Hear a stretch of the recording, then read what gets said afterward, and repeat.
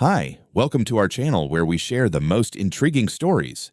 Twice a year, Miles escapes to his remote lakeside cabin. No phone, no noise, just peace. But when a clipboard-wielding HOA president shows up claiming she owns his land, a quiet weekend turns into a high-stakes legal war. She picked the wrong man to mess with. I don't keep many traditions, but the twice-yearly retreat to my father's old lake cabin is something I'll never skip. Not until I can't stand or breathe. It's more than a getaway. It's a recalibration. No courtrooms, no phones, no politics. Just trees, water, wind, and quiet. The kind of quiet you can feel in your spine. I'd pulled off the winding gravel road just before sunset Friday, the tires of my old truck crunching to a stop in front of the familiar weathered wood siding, half covered in ivy and pine needles. The air smelled like damp earth, firewood, and spring. The property had been mine for 11 years, ever since my dad passed and left me this slice of solitude nestled in the woods of Burnett County, Texas. He built the cabin himself in the 60s before there was a power grid nearby and insisted it stayed disconnected. No internet, no cable, and, God bless him, no HOA. Just a legal deed that dated back to before the nearest development existed. My kind of place. I spent that first evening doing exactly what I'd planned. I split firewood with a rusty old axe, poured myself a glass of rye, and settled into the armchair by the fireplace with a beaten copy of Blood Meridian. I didn't turn my phone off. I left it in the glove box of my truck, dead by default. If anyone needed me, they'd have to wait. The wind outside rustled the leaves like a distant crowd whispering through trees. Somewhere far off, a coyote howled. I smiled. The next morning, I woke early, like always. The light over the lake glinted through the window like a slow-moving mirror. I took the old fishing rod from the wall and walked barefoot down to the dock. The water was like glass, the kind of still that made you feel like you were trespassing. I cast the line out and sat there for maybe an hour without a bite. But it didn't matter. Nothing bit because nothing needed to. I was halfway through prepping a pot of cowboy coffee over the camp stove when I saw her. Across the narrow cove, up near the slope where the tree line thinned out into brush, there was a flicker of movement. A figure, female from the shape, was standing there with what looked like binoculars and a clipboard. I frowned. My nearest neighbor was a retired game warden about 3 miles east, and he never approached the lake without honking twice from the ridge road. I stood up, walked out to the edge of the dock, and squinted. She was gone. Weird, I thought. But I wasn't alarmed. Maybe just a stray hiker or some developer's assistant scoping properties for God knows what. Wouldn't be the first time someone assumed the whole lakeside was for sale. Either way, she wasn't on my land, yet. And I wasn't about to ruin my coffee chasing phantoms through the woods. By late afternoon, the shadows were long and the fire had warmed the cabin again. I grilled a couple of bratwurst and poured another glass. The radio played static. I didn't care. That night, I sat out on the porch with a blanket across my legs, watching the stars. No planes, no hum of traffic, just the soft lapping of water and an occasional owl. The world had finally shut up. That's why, when the banging on the window started just after dawn the next day, it felt like getting smacked in the face with a wet newspaper. I jumped up, instinctively reaching for the flashlight, heart thudding, still half asleep. The sun had barely risen. Outside the window stood a woman with stiff posture, arms crossed, glaring like a school principal catching kids in the act. She was maybe late 40s, tightly pulled hair, windbreaker zipped all the way up, clipboard in hand. I opened the door a crack, still blinking away sleep. "You need to leave this property immediately," she said. I stared at her. "I'm sorry. This land is under dispute. You are not authorized to be here overnight. I've already submitted a reclamation request with the board and reported the violation." I blinked again. "Who are you?"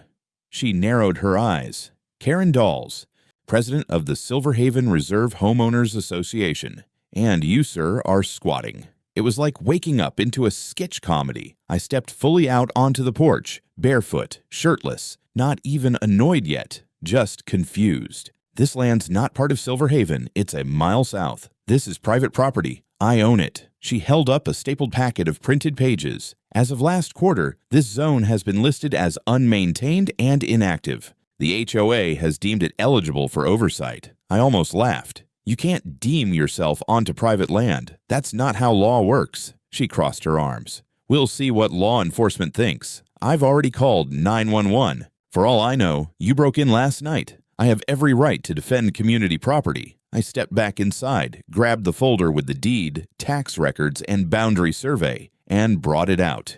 Here's ownership, tax status, and county maps. You're not just wrong. You're trespassing. She glanced at the documents, then abruptly slapped them out of my hand onto the porch. Fakes can be printed anywhere. I've lived here 20 years. I know what belongs to this community. And then she reached for her phone and said into the speaker, "Yes, hello. I need officers dispatched immediately. There's a male subject, unidentified, refusing to leave a community parcel, claims he owns it. He's confrontational. I feel threatened. I stood there barefoot, arms at my sides, watching a woman accuse me of a crime on my own land." Something in me cooled, sharpened. I looked her in the eye and said calmly, "You just made a mistake." She didn't flinch. "You just made a scene." I said nothing more. I watched her pace back toward the dirt road, muttering to herself and peering at the tree line like she expected to see reinforcements. I walked inside, closed the door, and picked up the papers she'd knocked over. The front page was smudged with dew. I set them back in the folder, then started putting on real clothes. I had the sense the weekend had only just begun. The sound of tires crunching down the gravel driveway snapped the stillness less than 20 minutes later. I'd had just enough time to pull on jeans, boots, and my flannel shirt, brush the dirt off my documents, and set a fresh pot of coffee on the stove. I didn't bother going out to meet them. If someone was going to accuse me of being a squatter on my own land, they could damn well come knock on the door like civilized people. 2 vehicles rolled into view. Not one cruiser, 2. One was a standard black and white SUV with the Burnett County Sheriff's emblem on the side. The other, a dark gray pickup with tinted windows, parked just behind it. From the first vehicle, 2 officers stepped out. One was older, clearly in charge, graying temples, deliberate pace, notepad in hand. The second, younger and full of importance, climbed out like he was expecting a standoff. Karen was already marching up to them, arms flailing, voice loud enough to echo off the lake. "There he is," she said, pointing at the cabin like she'd uncovered a moonshiner's den. "He refused to vacate, threatened me with falsified documents, claimed the land was his, but there's no HOA approval on record. He's dangerous and hostile. He could be armed." I raised an eyebrow and took a sip of coffee. The older deputy nodded politely and approached. The younger one stayed back, hand close to his holster. That already told me more than I needed to know. "Morning, sir," the older one said as he stepped onto the porch. "I'm Deputy Marshall. This here is Deputy Langston. We're responding to a call about unauthorized occupancy and possible trespassing. Mind if we have a word?" "Sure," I said evenly, handing him the folder. "Name's Miles Hendricks. This is my land. Deeded, taxed, inherited, registered in full with the county. Your dispatcher should have the address on file. If you run it, it'll come back to me." He opened the folder and began flipping through it, brow furrowing in concentration. Karen tried to peer over his shoulder. "Those are forged," she snapped. "He printed those last night. He's squatting on unmonitored land that the HOA has classified as inactive." Marshall didn't respond. He just turned to the survey map and compared it to his phone's GIS overlay. After a long pause, he let out a quiet breath and looked up at me. "Mr. Hendricks, you got ID." I pulled out my driver's license and handed it over. He looked between the license and the documents, then back at the land behind me. Karen looked like she was about to burst. "Sheriff," she said, slipping into some misguided Southern charm, "we really don't need to waste taxpayer money verifying fake paperwork. I'm the HOA president. Our community has a duty to—" "Ma'am," he interrupted calmly. "Let me do my job." Deputy Langston stepped forward now, eyes narrowed behind mirrored sunglasses. "Still," he said, more to me than anyone, "until we can verify things properly with the county office, I'd recommend you vacate the property for now. Just to keep things peaceful." I slowly turned toward him. "You're recommending that I leave my own legally owned land based on a verbal accusation and zero evidence?" He shifted. "It's standard precaution. This could escalate." I held his gaze.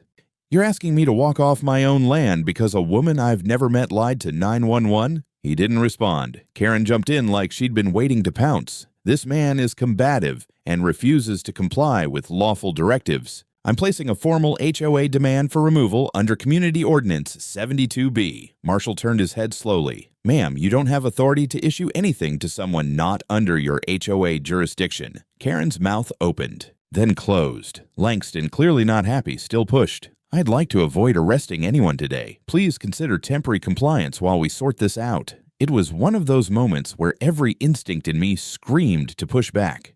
But instincts don't win cases. Facts do. And I hadn't spent 20 years working federal overreach investigations to get myself hauled off like some backwoods squatter in front of my own fireplace. So I nodded once. Fine. I'll step off the property for now. But I'm not going far. Langston looked satisfied. Karen looked victorious. As I gathered my folder, Marshall leaned in and said, voice low, "For the record, I don't see anything wrong here. But this isn't the place to settle it. County office opens Monday. You clear things there, you come right back." I nodded. I won't be gone long. I walked down to my truck, opened the door, and paused. Karen stood near the tree line with her arms folded, smirking like she'd just won a state fair pie contest. She didn't even try to hide it. "Hope you enjoyed your little vacation," she called after me. I shut the door, turned the engine, and drove off the property, but not toward home, toward Burnett, toward the sheriff's office, because Karen had no idea who I was, but she was about to find out. The sheriff's office sat in a squat brick building just off the highway, tucked between a feed store and a gas station. I parked out front and walked in, dusty boots loud on the linoleum. The air inside smelled faintly of coffee, toner, and something chemical. Standard issue rural government scent. A woman behind the counter looked up from her paperwork, her eyes flicking briefly over my face before settling back down. I pulled out my ID and slid it across. "Miles Hendricks, I need to speak with whoever's supervising Deputy Langston's patrol this morning. It's in relation to a wrongful 911 call and a property incident up near Lake Varner." The receptionist looked up again, properly this time. Her fingers paused on the keyboard. "As in, Miles Hendricks, the DOJ consultant." I nodded once. She blinked, then stood up, smoothing her blouse. "One moment, sir. I'll get Deputy Chief Salinas for you." Less than 3 minutes later, a man in a green uniform stepped into the lobby. He was in his 50s with a sharp haircut and the calm gait of someone who didn't need to announce rank to own a room. He looked at me, offered a brief nod, and gestured toward the side hallway. "Mr. Hendricks, I'm Deputy Chief Salinas. Let's talk in my office." I followed him past a wall of community announcements, missing dogs, lost keys, and reminders to vote. Once inside, he motioned for me to sit and closed the door behind us. His desk was a mess, paper stacks, file folders, a half-eaten granola bar, but his focus was razor-sharp as he sat across from me. "I heard you had an encounter with one of our patrol teams this morning." "I did. And I'd like to file a report for unlawful detainment, misrepresentation by a civilian, and a false 911 call." His brow rose. "That's quite a list." "I've got the paperwork to back it up." I opened the folder again, this time with care, spreading out the survey map, the notarized title transfer, tax receipts, and most importantly, a photo of the county's parcel map with my property highlighted. I also included a printout of the HOA's official boundary, taken straight from the county records online. My cabin sat a full mile outside their jurisdiction. Salinas reviewed the papers quietly. After a moment, he sat back. "I know who you are, Mr. Hendricks. You testified before the Federal Ethics Board last year in that municipal overreach case in Colorado, didn't you?" I gave a tight nod. "That's me. Figured as much. When she called in this morning, I had dispatch flag it as a civil dispute until we had eyes on the scene. Langston should have done the same. He asked me to leave my own property based on no proof, and took a civilian's word over land documents. I didn't press the issue, but I'm pressing it now." Salinas sighed and rubbed the bridge of his nose. "You're absolutely right, too. And for the record, Langston's related to one of the HOA board members in Silver Haven. His uncle's the treasurer. That doesn't excuse it, but it may explain the overstep. I'll be pulling the body cam footage and reviewing everything. If there was bias in his conduct, we'll deal with it internally. And the 911 call. That's a separate matter. If she knowingly made a false report and claimed you were a threat, she did. Said I was confrontational and possibly armed. I wasn't. I was barefoot holding a folder." Salinas leaned back in his chair and stared at the ceiling a moment. "All right, I'll have our investigator open a case for false reporting and trespassing. We'll need a formal statement, obviously, and I'll be notifying the county attorney. I want her served, not just warned. She was trespassing, tampered with documents, and tried to co-opt my land into her HOA fantasy." "You'll get no argument from me," he said, standing. "We've had problems with that group before. Nothing formal, but complaints." Harassment, vague beautification code demands, things like that. No one ever pushed back hard enough. Until now. He reached out, shook my hand. You're doing the right thing. We'll treat this by the book. I left the station with a copy of the intake form, a case number, and Salinas' direct line. As I stepped outside into the morning sun, I finally let myself breathe fully for the first time all day. In my truck, I sat for a moment, engine idling, looking out at the horizon past the gas station, trees, hills, my land. It wasn't about pride, it was about precedent. If someone like Karen could rewrite reality with enough nerve and a clipboard, what was to stop the next HOA from creeping a few yards further into someone else's life? I didn't intend to just defend my boundary. I intended to draw a new one she'd never cross again. By the time I pulled back onto the highway, the adrenaline had simmered down, but the resolve hadn't gone anywhere. The drive from Burnett back to Austin was just under 2 hours, long enough to think, too short to cool off. I wasn't just dealing with some nosy neighbor. This was deeper, a structure, a system, and it had teeth because people let it bite. As soon as I got home, I went into the office and booted up the computer. The monitor flickered to life beside shelves full of legal journals, case binders, and my father's old tax ledgers, still kept out of respect. I sat down and typed out a formal affidavit summarizing what had happened: Karen's arrival, her false claims, the 911 call, the behavior of Deputy Langston, the forced removal from my property. I backed it all up with scanned copies of my deed, tax assessments, county parcel maps, and photos taken just a few months ago showing me on the property during a previous visit. Next, I made a call to someone I hadn't spoken with in months, Travis Cole, Assistant District Attorney for Burnett County. He picked up on the third ring. "Miles," he said, surprised. "Didn't expect to hear from you on a Sunday." "Sorry for the weekend call," I replied, "but I've got a situation brewing near Lake Varner. It involves false reporting, property line violations, and a potentially dirty HOA president. Think you could give it a look." "I can't take it officially," Travis said, already shifting into his legal tone, "but I can flag it. Send me what you've got. If this lands in our lap, I'll make sure it doesn't get lost under some municipal rug." "Appreciated. I've seen this game before. I'm not planning to play it polite." "I never thought you would," he said, and ended the call. I emailed everything: case number, affidavit, attachments. Then I set up cloud backups and printed a physical binder copy. Karen wasn't going to get lost in bureaucracy, not with me watching. By the following morning, things moved fast. Around 10 a.m., I got a call from Deputy Chief Salinas. "We paid Ms. Dawes a visit this morning," he said. "Served her with a summons." She wasn't thrilled. Did she deny it? She lawyered up before she could say anything worth noting. But the investigator gathered enough to recommend 2 charges: trespassing and filing a false police report. "We're not touching anything civil yet. That'll be up to you and your counsel." "And Langston? He's on administrative leave while we audit his body cam footage. And Mr. Hendricks, off the record, there's definitely something off about how quick he was to defer to her. We're checking into it." I thanked him and hung up.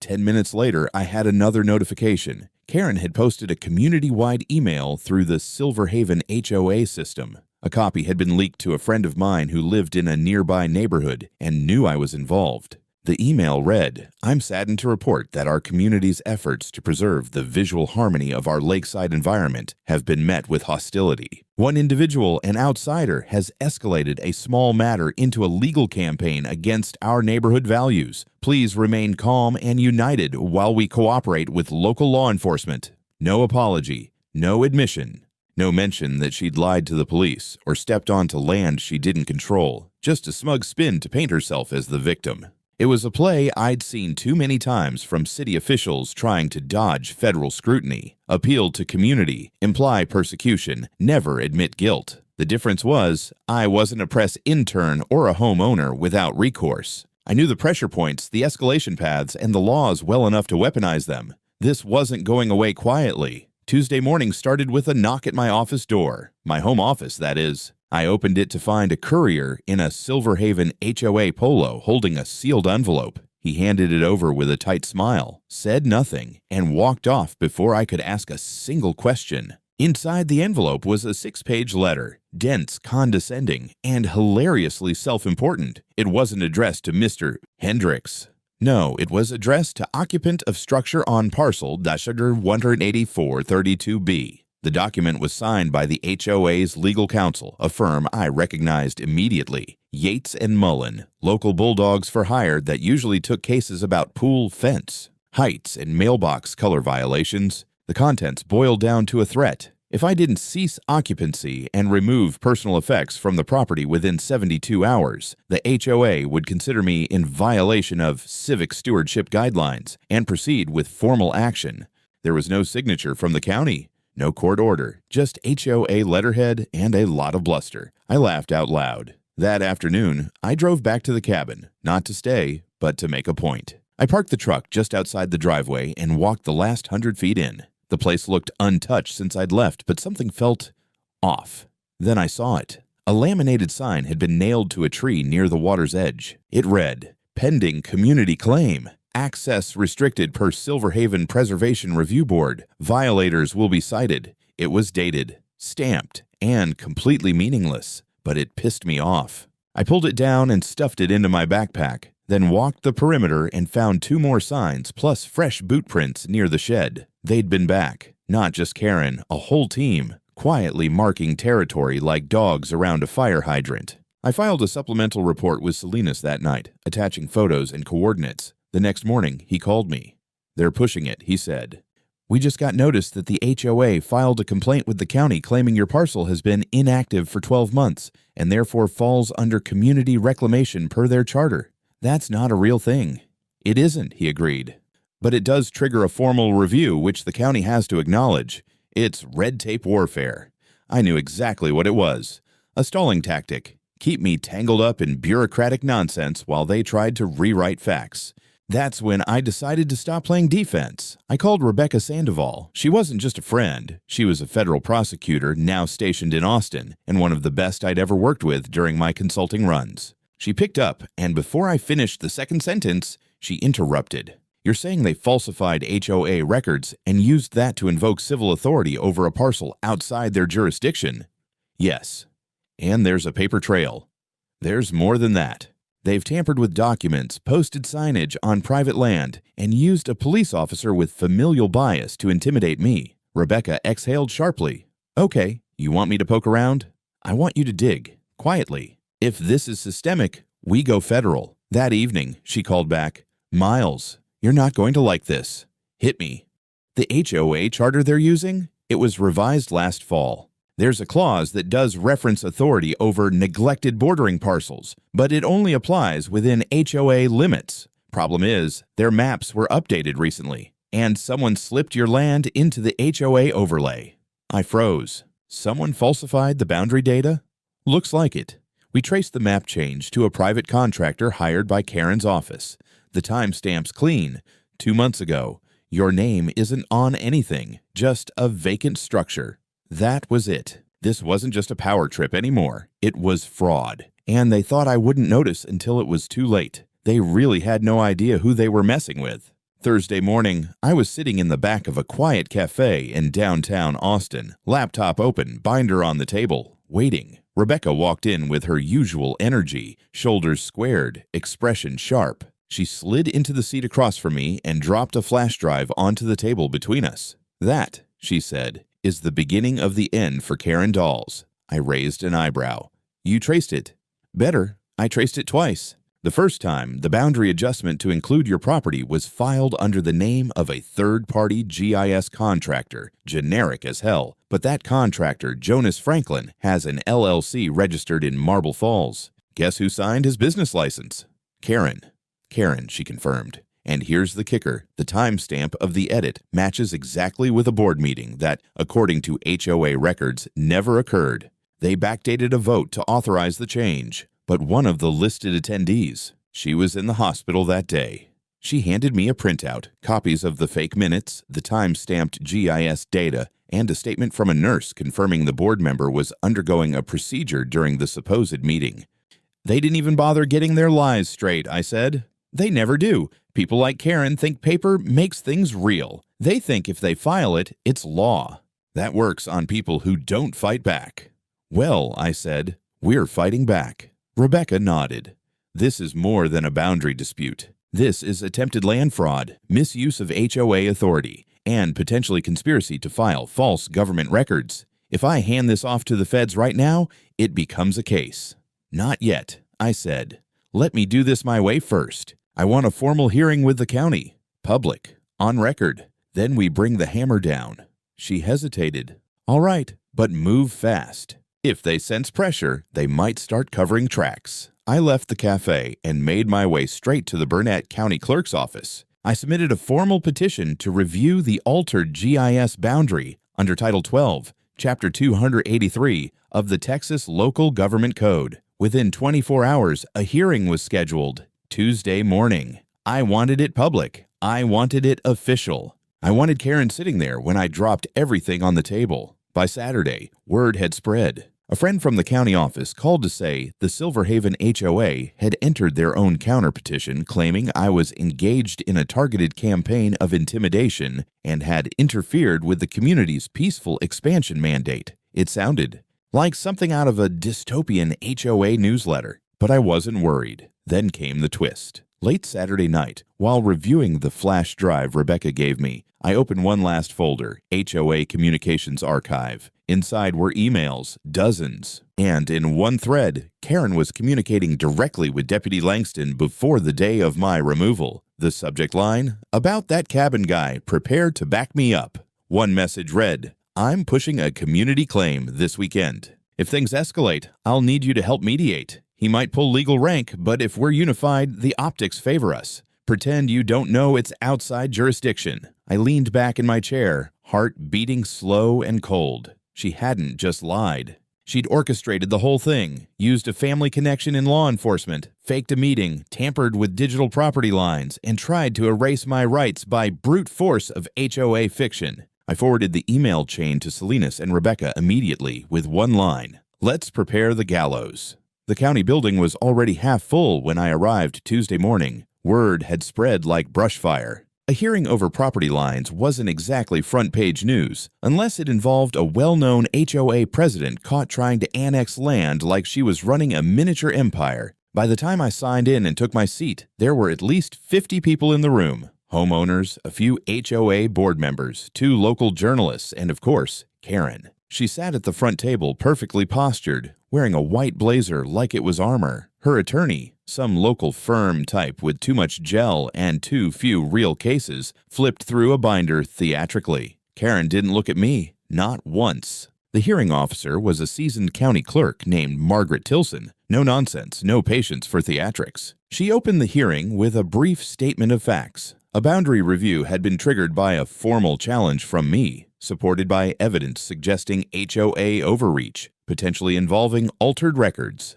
I was called first. I stood calm, clear, and methodical. I walked through the property's history, acquired legally by my father, passed to me, always outside the HOA boundary. I presented the original deed, the untouched county survey, and my tax records. Then I handed Margaret the flash drive. What you'll find, I said, are internal HOA emails between Ms. Dawes and Deputy Langston sent before the day I was removed from my land.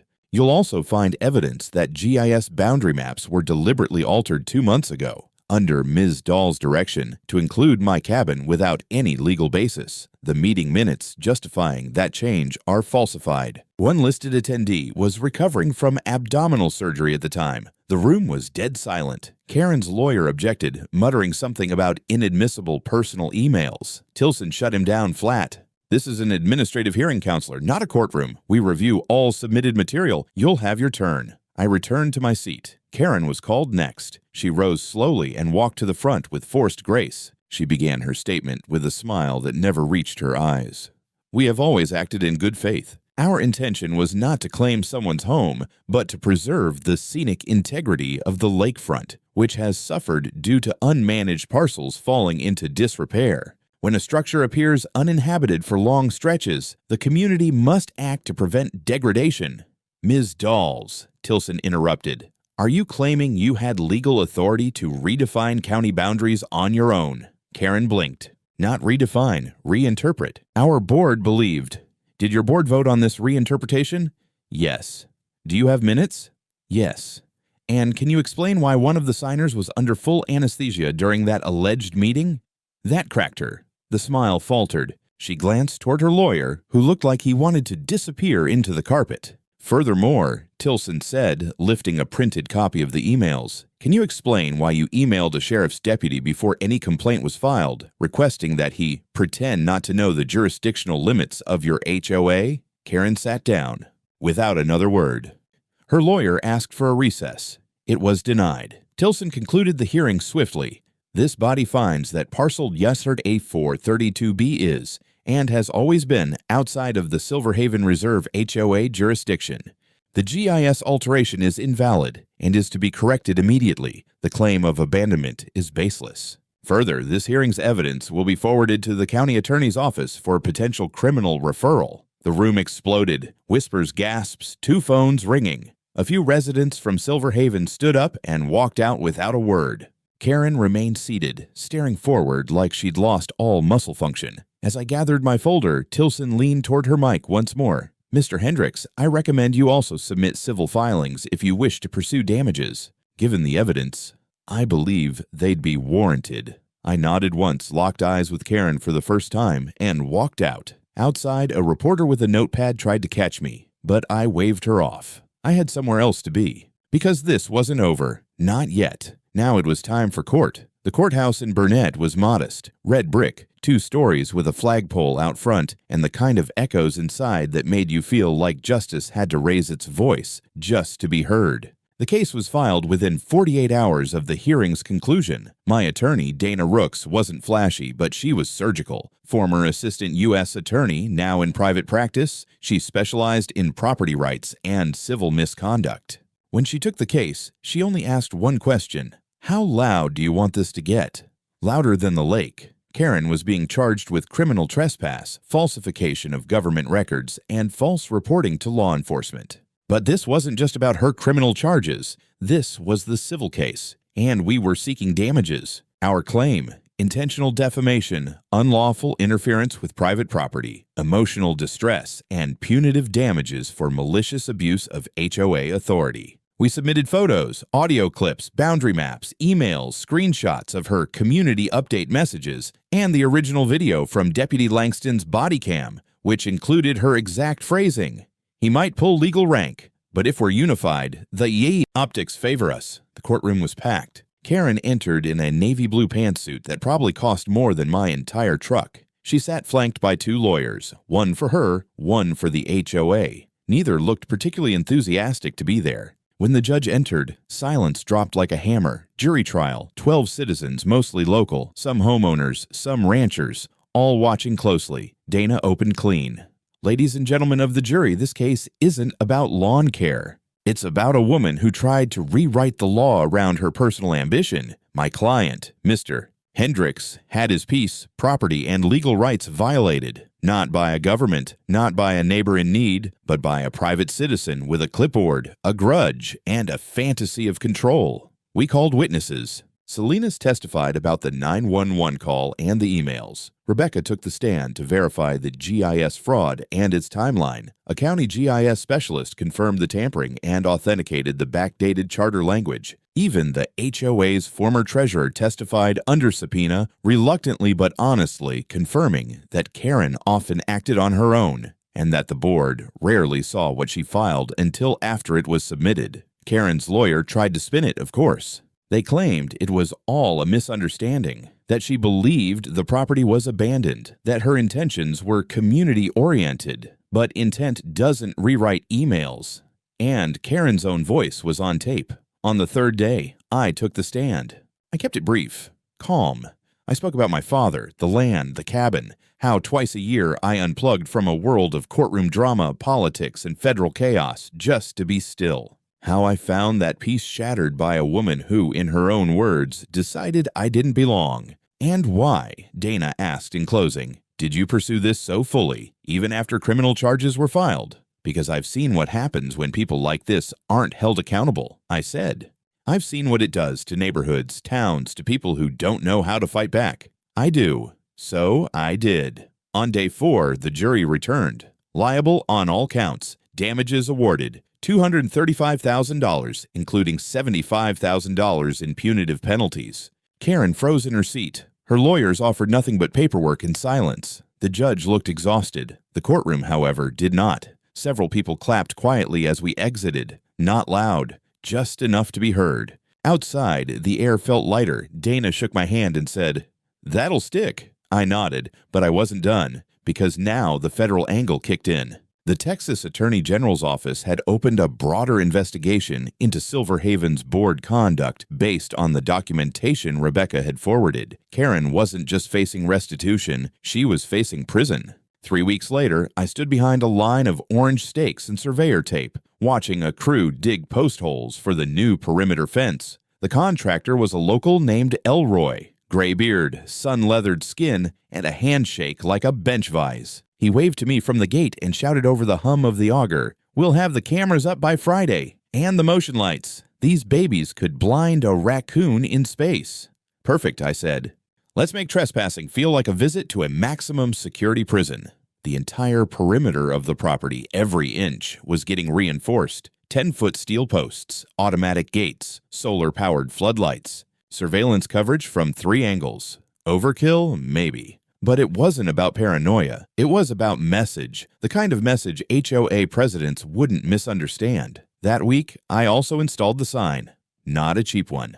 Custom engraved, steel-plated, mounted on a cedar post driven 3 feet into the ground by the dock. Private property trespassers will be arrested. Consult your lawyer before you cross. It was art and therapy. Meanwhile, news of the trial had done what it always does in small counties. It spread. HOA members in nearby neighborhoods started talking. People who'd lived under Karen's thumb for years, scared to decorate their porches the wrong way, to park trucks in their own driveways, started filing their own complaints. Then the big one dropped. Silverhaven Reserve received an official notice of federal inquiry from the Texas Attorney General's office, backed by coordination with the DOJ. Not just about Karen, about the entire HOA board structure. Fraud, abuse of power, systemic misrepresentation of jurisdiction, even possible misuse of HOA funds. 3 board members resigned that same day. One of them submitted a written statement admitting he had allowed Karen to act without oversight for years because she was relentless and frightening. HOA meetings were canceled indefinitely. Their lawyer withdrew representation. The HOA's liability insurer suspended their policy pending outcome of the investigation. And Karen, she was arrested again, this time formally indicted on 4 felony counts: falsification of official records, conspiracy to defraud, unlawful misrepresentation of jurisdiction, and false police report with malicious intent. Bail was set at $150,000. She didn't post it. I didn't go to the arraignment. Didn't need to. But Selena sent me a photo. Her in cuffs being led down the courthouse steps. The same steps she'd walked up in a power suit just weeks before, pretending to represent community standards. Now she was in a jumpsuit the color of moldy cantaloupe. Deputy Langston was also placed under federal review. Internal Affairs dug up 3 other incidents where he'd selectively enforced HOA complaints, always tied to Silverhaven. He was suspended indefinitely with a formal misconduct hearing pending. One of the local news stations ran a segment called HOA or Organized Harassment, featuring interviews with former Silverhaven residents who had been fined for things like wind chimes, American flags, and refusing to plant approved flora. One elderly woman shared how Karen once told her to cut her roses to HOA height or face eviction. The woman cried on camera. Karen's face was next to hers in a split screen.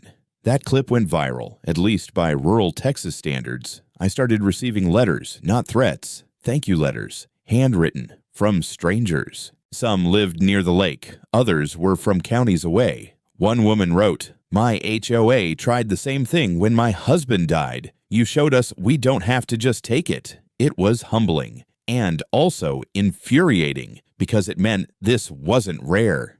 It wasn't even unusual. It was just the first time someone like me decided to push back hard enough. The lake was still that morning, glassy. No wind, no birds, not even a ripple. Just silence. The real kind. The kind you only get when no one's watching, when nothing's pushing back. I sat on the edge of the dock, boots off, toes skimming the surface. Steam rose from my coffee like a signal to absolutely no one. Behind me, the cabin stood exactly as it always had. Simple, unbothered. The new gate clicked softly in the distance as it locked behind the contractor's truck pulling away. Cameras blinked green. Lights were installed. Fences anchored. Perimeter secured. The place now looked less like a retreat and more like a private embassy. I didn't mind. The final court order had come in 2 days ago. Karen Dawes, guilty on all 4 felony counts, sentenced to 6 years in prison without parole. No more appeals. No probation. Her HOA career over. Her name burned into the legal history of the state as a warning. She'd crossed a line, and the law didn't just push back. It closed the gate behind her and threw away the key. Deputy Langston resigned quietly the following week, stripped of certification, barred from law enforcement for life. His name came up again in 2 pending investigations tied to similar incidents, both involving HOA complaints. Both quietly closed before reaching court. Not anymore. Silverhaven Reserve was disbanded by unanimous vote. Technically, they voted to suspend operations indefinitely, but the AG's office called it what it was: dissolution. Their finances are frozen under audit. The neighborhood will revert to standard municipal governance. For the first time in 15 years, those homeowners are free. I didn't need more, but it didn't end there. Last Thursday, I got a letter from the Texas State Bar Association. Not a complaint, an invitation. They wanted me to advise a working group on reforming HOA oversight laws statewide. Apparently, what happened up here had caused enough stir to wake up legislators. Rebecca had sent in the case file as a model of civil resistance through lawful process. I laughed when I read that. Civil resistance made it sound like I'd started a movement. Maybe I had. The sign I planted by the water still stood strong. I caught myself reading it again, not because I forgot what it said, but because I liked the weight of it. Private property. Trespassers will be arrested. Consult your lawyer before you cross. A few neighbors had asked if they could borrow the phrase. One even asked where I got it printed. I gave him the number. I stayed at the cabin for a full week this time. First time in years, I let myself just exist there. I fished, read, watched storms roll in without checking my phone, slept with the windows open even when the coyotes howled close, and for the first time in months, I didn't wake up expecting someone to be banging on the glass with a clipboard and delusions of power. As I packed up to head home, I walked the tree line one last time. No new signs, no boot prints, just pine needles, damp moss, and the feeling of a place that had been fought for and won. Before pulling out of the drive, I looked back at the cabin. Nothing had changed, but everything was different. Because the next Karen that came looking, she'd know better.